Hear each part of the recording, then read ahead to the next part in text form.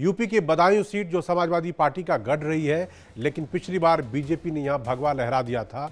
इस बार शकील बदायूं के शहर का मिजाज क्या है, ये हम आपको बताएंगे। और इसके बाद लेकर चलेंगे बेगूसराय। केंद्रीय मंत्री गिरिराज सिंह की ये सीट आखिर बीजेपी को क्यों दे रही है टेंशन, ये भी हम आपको बताएंगे हॉट सीट में।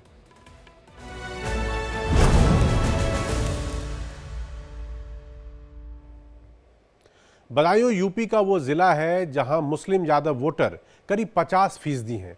समाजवादी पार्टी के मजबूत गढ़ में इस बार कांटे की टक्कर है।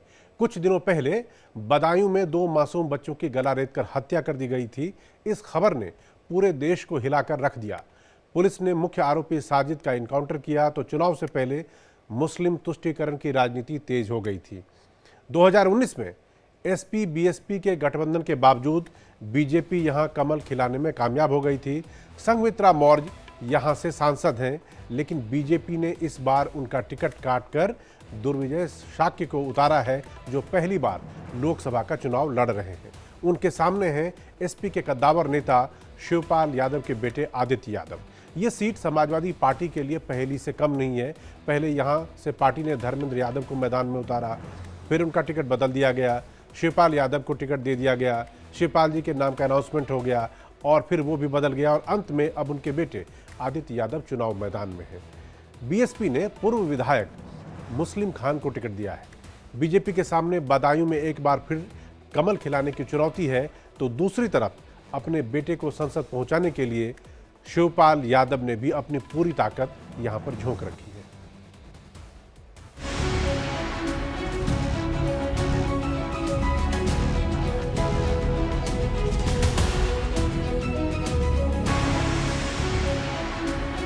और बदायूं से हमारे साथी दुर्विजय शाक्य जी को दिया हुआ आपका एक एक वोट मोदी को जाएगा। 4 करोड़ गरीबों को सिर ढकने के लिए छत मिल जाना, ये मोदी की गारंटी है। मशहूर गीतकार शकील बदायूं का शहर समाजवादी पार्टी का गढ़ रहा है। 2019 से पहले यहाँ पर एसपी लगातार 7 लोकसभा चुनाव जीत चुकी है। सलीम इकबाल शेरवानी सबसे ज्यादा 4 बार साइकिल पर सवार होकर लोकसभा पहुंचे। 2 बार अखिलेश यादव के चचेरे भाई धर्मेंद्र यादव सांसद बने। 2014 में मोदी लहर के बावजूद बीजेपी बदायूं का गढ़ हिला नहीं पाई, लेकिन 2019 में तस्वीर का रुख पलट गया और एसपी बीएसपी में गठबंधन के बावजूद संघमित्रा मौर्य कमल खिलाने में कामयाब हो गयी। संघमित्रा मौर्य यूपी के कद्दावर नेता और पूर्व कैबिनेट मंत्री स्वामी प्रसाद मौर्य की बेटी हैं, लेकिन इस बार पार्टी ने उन्हें टिकट नहीं दिया। इसके पीछे स्वामी की दल बदल पॉलिटिक्स और भड़काऊ बयानबाजी को वजह माना गया। 2022 के विधानसभा चुनाव से पहले स्वामी प्रसाद मौर्य ने बीजेपी छोड़कर समाजवादी की साइकिल थामी और कई विवादित बयान दिए। हालांकि संघमित्रा ने पिता की पॉलिटिक्स से खुद को अलग रखा और हमेशा पार्टी के साथ निष्ठा दिखाई, लेकिन इस बार बीजेपी ने प्रत्याशी बदल दिया।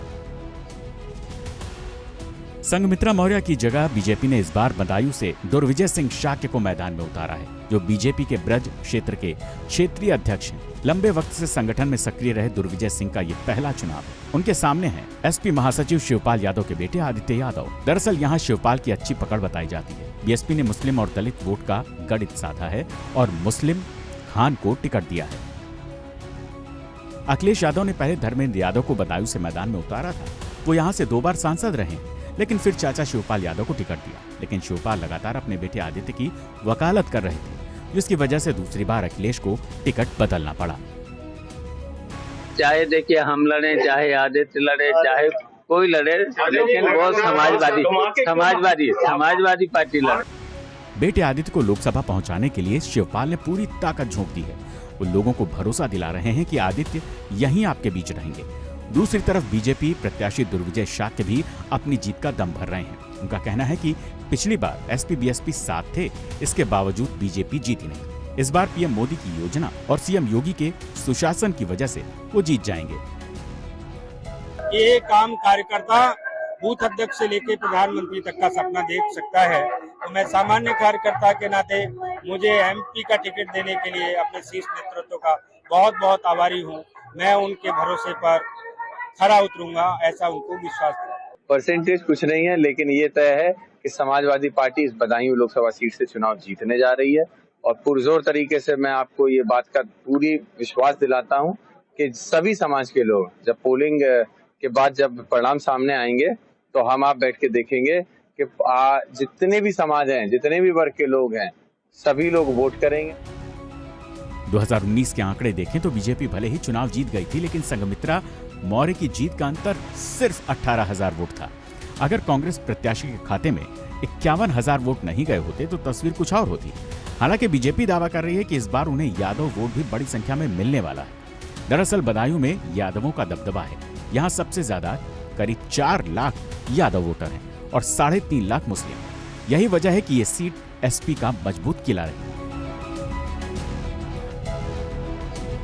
पिछले दिनों बदायूं में 2 मासूम बच्चों की बेरहमी से हत्या कर दी गई थी। पुलिस ने मुख्य आरोपी साजिद का एनकाउंटर कर दिया था, जिसके बाद ध्रुवीकरण की राजनीति तेज हो गई। चुनाव में भी इसका असर देखने को मिल रहा है। ऐसा बीजेपी वाले हमेशा चुनाव के वक्त हिंसा करवाते हैं। माफिया किस कदर गरीबों पर जुल्म ढाते थे, बदायूं से ज्यादा कौन इसका भुक्तभोगी होगा। लेकिन आज आप देख रहे होंगे कि उत्तर प्रदेश में जनता है चुस्त दुरुस्त और माफिया है पस्त। बदायूं में विधानसभा चुनाव का गणित भी बीजेपी के पक्ष में नहीं। 5 विधानसभा में से 2 पर ही बीजेपी जीत हासिल कर सकी थी। लेकिन अगर यादव वोट बैंक बीजेपी के साथ जुड़ा और मुस्लिम वोटर बीएसपी के साथ भी गया तो लड़ाई रोचक होगी। बदायूं से इस बार जो प्रत्याशी जीतेगा वो पहली बार संसद पहुंचेगा। Bureau report, India daily live.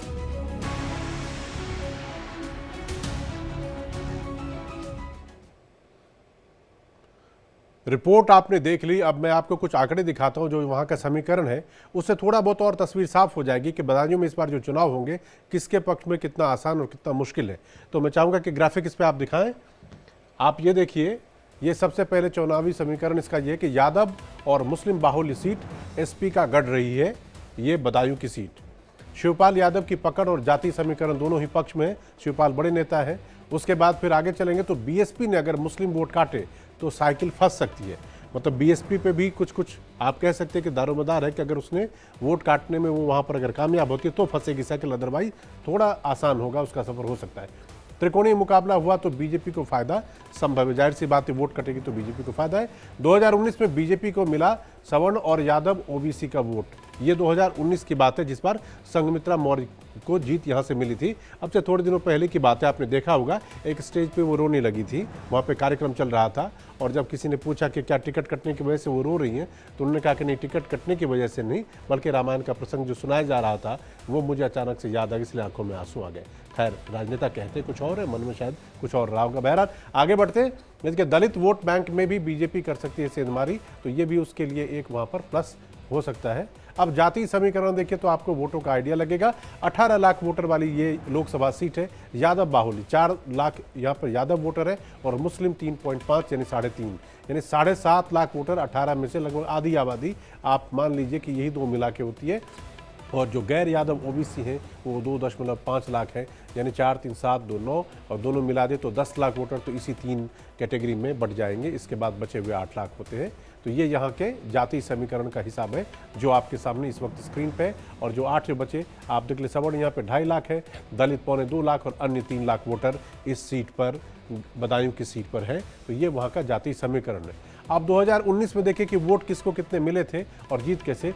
Sanghamitra Maurya वहाँ से जीती, उनको 47.30% वोट मिले और उन्होंने हराया था किसको, तो धर्मेंद्र यादव को, उनको 46%, यानी वोटों का मार्जिन जो है, जो परसेंटेज जो बहुत कम है, मुश्किल से 1.5 भी नहीं 1.25% के करीब वोट का अंतर है। और तीसरे नंबर पर कांग्रेस के सलीम इकबाल शेरवानी यहाँ पर है। और जो वोटों का जो परसेंटेज आप वहाँ पर देख रहे हैं, उसको संख्या में अगर आप देखेंगे तो 18,000 के आसपास वोट से ही संघमित्रा मौर्य को जीत मिली थी, यानी कि मुकाबला बहुत टफ था। अब 2014 में जाते हैं। 2014 में देखिए धर्मेंद्र यादव समाजवादी पार्टी के जीते थे, उनको 48% वोट है और जो वागीश पाठक बीजेपी की उनको 32, यानी यहाँ पर ये मार्जिन 16% से ज़्यादा बड़ा है, यानी काफ़ी बड़ा कह सकते हैं ये। और उस टाइम पे अकमल खान जो बीएसपी के थे उनको 15%, यानी वोट एक सिग्निफिकेंट, एक अहम हिस्सा जो है वो बीएसपी को भी मिला हुआ। इसीलिए ये वोट अगर बाएं दाएं ट्रांसफ़र होता है तो किसी भी पार्टी के लिए प्लस और किसी के लिए माइनस ये हो सकता है। ये आपको वहाँ की स्थिति थी बदायूं की जो हमने आपको दिखाया।